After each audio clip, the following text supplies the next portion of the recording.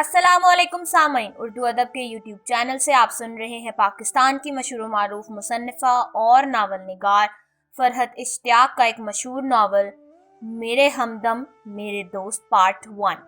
Gate पर bell हुई थी। सीढ़ियों से ऊपर अपने कमरे में खड़े हुए भी उसने बेल की आवाज़ बहुत आसानी से सुन ली थी। अब वो अपने कांपते हुए वजूद को संभालते हुए एक आखिरी निगाह उस घर पर डाल रही थी। ये घर जहाँ उसका बचपन गुजरा, जहाँ वो जिंदगी के कितने सारे साल अपनी माँ के साथ रही और जहाँ उसकी माँ ने अपनी बीमारी का सख्त तरीन वक्त गुजारा और फिर इसी घर में अपनी जिंदगी की आखिरी सांस भी ली। ज्यादा पुरानी बात तो नहीं थी, परसों ही की बात तो थी। सुबह के 4 बजे उन्होंने जिंदगी से शिकस्त खाई। बेड पर बिछी हुई चादर भी वही थी जिस पर वो लेटी हुई थी।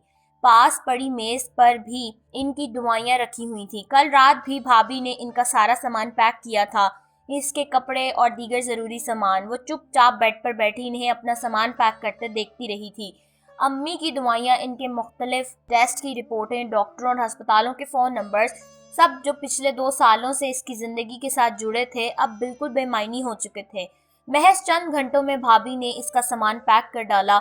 इस घर में ऐसा था भी क्या जो साथ वो लेके जा सकती थी? वो पुराने ज़माने का फर्नीचर जिसे वो ज़बरदस्ती झाड़ पूंछ करके साफ करती थी, या किचन में मौजूद सस्ती सी क्रॉकरी जो इस काबिल भी नहीं थी कि किसी अच्छे और मुअज़्ज़ज़ मेहमान की आमद के मौके पर इसमें चाय पेश की जा सके। कितने सारे ख्वाब थे इसके। वो ग्रेजुएशन के बाद कहीं जॉब कर लेगी और साथ ही प्राइवेट एमए भी की भी तैयारी कर रही थी।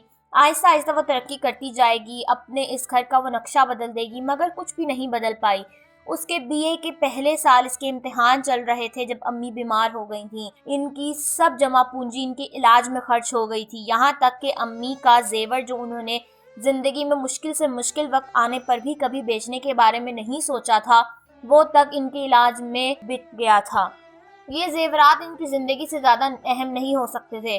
वो सोचती थी अम्मी ठीक हो जाएंगी, फिर मैं इन्हें जेवर बेचने के बारे में बता दूंगी। वो बहुत नाराज होंगी, ये सोचकर फिक्रमंद होंगी कि मेरी शादी के लिए इन जेवरात के अलावा इनके पास और तो कोई चीज़ ही नहीं है। लेकिन कोई बात नहीं, मैं इन्हें मना लूंगी। लेकिन जिंदगी ने ये मौका ही नहीं आने दिया था।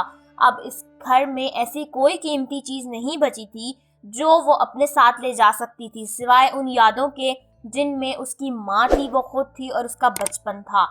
एक सूटकेस और एक हैंड बैग, ये इसका कुल सामान था। और ये सामान पर भाई पहले ही नीचे ले जा चुके थे। जीनत खाला, भाभी, बाकर भाई और आरिफ भाई सब इसके लिए फिक्रमंद थे। वो जानती थी कि इन सबको इससे ज़्यादा हमदर्दी है और वो इसका ख्याल कर रहे हैं। कोई रिश्ता ना होते हुए भी इन्होंने इस मुश्किल तरीन दिनों में उसे अपना बहुत सहारा दिया था। आजकल महज उनका दिल रखने की खातिर उसने चाय के चंद घूंट पी लिए थे। उन्होंने इसके साथ नाश्ता भी किया था। इसे इस बात पर दिलासा देने की कोशिश भी की थी कि क्या हुआ अगर इसकी माँ इससे छिन गई है तो इसका बाप जिंदा है। वो अब अपने बाप के पास जा रही है, अपने इस बाप के पास जिसे इसने जिंदगी में एक बार भी नहीं देखा था, जिसके नज़दीक इतनी सी अहमियत भी नहीं रखती थी कि वो अपने साथ ले जाने के लिए खुद आता।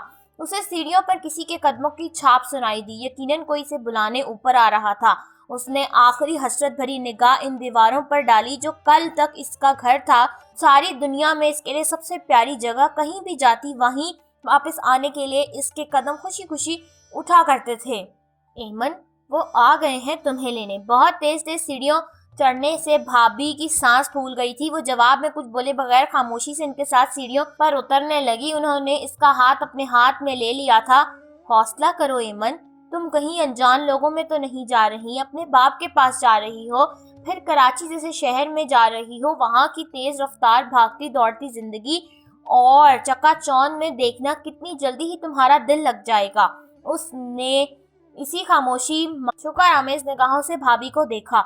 अम्मी की बीमारी के इन 2 सालों में जीनत खाला और इनके घर के तमाम अफराद ने इसका और अम्मी का बहुत साथ दिया था। हालांकि इनका इन लोगों से कोई रिश्ता नहीं था।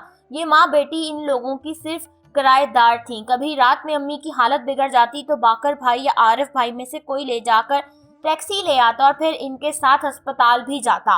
وہ زینت خالہ اور ان کے گھر کے ایک ایک افراد کی احسان مند تھی۔ وہ بھابھی کے ساتھ چلتے ہوئے ڈرائنگ روم میں آ گئی۔ سامنے ہی صوفے پر وہ شخص بیٹھا ہوا تھا جسے اس کے باپ نے اسے لینے کے لیے بھیجا تھا۔ بڑی مشکلوں سے وہ خود کو اتنی ہمت دے پائی کہ آنسوؤں کو پیچھے دھکیل کر اسے سلام کرے۔ السلام علیکم، اس نے اپنے لہجے کو ہموار رکھنے کی پوری کوشش کی تھی۔ وعلیکم السلام۔ وہ اس کی آمد سے قبل باقر بھائی سے کوئی بات کر رہا تھا۔ ان کے ساتھ اپنی بات ادھوری چھوڑ کر اس نے فوراً ہی صوفے سے اٹھتے ہوئے اس کے سلام کا جواب دیا۔ آپ تیار ہیں؟ اس کا لہجہ کسی بھی قسم کے جذبات سے عاری تھا۔ اس نے سر ہلا دیا۔ اس پر سے نظریں ہٹا کر وہ جلدی جلدی باقر بھائی اور زینت خالہ سے الوداعی کلمات کہنے لگا تو وہ دونوں ہی اسے چائے وغیرہ کے لیے روکنے پر اصرار کرنے لگے۔ ان لوگوں کے بے تحاشا اصرار کے جواب میں بھی وہ رکنے کے موڈ میں نظر نہیں آ رہا تھا۔ اس کے انداز میں بہت ہی عجیب سی حیرانگی تھی، اسے جیسے وہ جلد سے جلد یہاں سے لے جانا چاہتا تھا، اور اس کے اس انداز کو محسوس کرنے کے باوجود بھی باقر بھائی اور زینت خالہ اس سے رکنے پر اصرار کر رہے تھے۔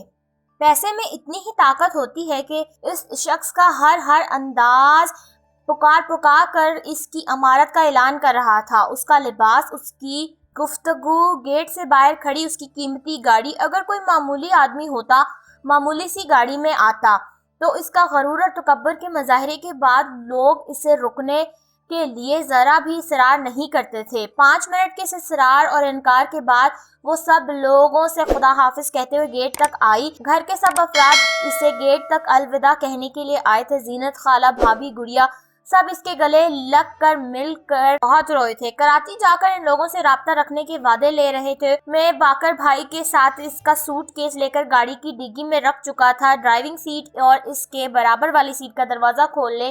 وہ اپنی گاڑی کے پاس کھڑا اس سے فارغ ہونے کا منتظر تھا۔ وہ خاموشی سے گاڑی میں بیٹھ گئی۔ اس کی گاڑی سٹارٹ کرتے ہی گیٹ کے پاس کھڑے سب لوگوں نے ایمن کو ہاتھ ہلا کر خدا حافظ کہا، اور اس نے بھی جواباً زبردستی چہرے پر مسکراہٹ لاتے ہوئے ہاتھ ہلا دیا۔ وہ اس قیمتی ایئر کنڈیشن گاڑی میں بیٹھی خود کو اپنے گھر سے، اپنے لوگوں سے، اپنے شہر سے دور جاتا ہوا دیکھ رہی تھی۔ وہ کچھ بھی نہیں سوچنا چاہتی تھی اور بہت کچھ سوچے جا رہی تھی۔ اسے پرسوں شام باپ کے ساتھ ٹیلی فون پر ہونے والی گفتگو بھی یاد آ رہی تھی، جس کے دوران یہ شخص بھی اس کے پاس ہی موجود تھا۔ وہ امی کی تدفین کے بعد سیڑھیوں اور چند پر بیٹھی اور چند دوسری جان پہچان والی خواتین کے درمیان گھری بیٹھی تھی۔ وہ چند الفاظ ہمدردی کے بول رہی تھی، اور جس طرح اس نے ہونہار مستقبل کی تصویر کشی کر رہی تھی، ان کی باتیں سنتے ہوئے مسلسل اس بات پر رو رہی تھی کہ وہ دنیا میں اکیلی کس طرح جیے گی۔ اسے ان لوگوں کی باتوں سے بہت ڈر لگ رہا تھا، بہت وحشت ہو رہی تھی، مگر وہ انہیں چپ نہیں کروا سکتی تھی۔ اسی وقت بھابھی نے آ کر اسے اس کے باپ کے فون کے بارے میں بتایا، اور وہ بھابھی کے ساتھ نیچے آ گئی۔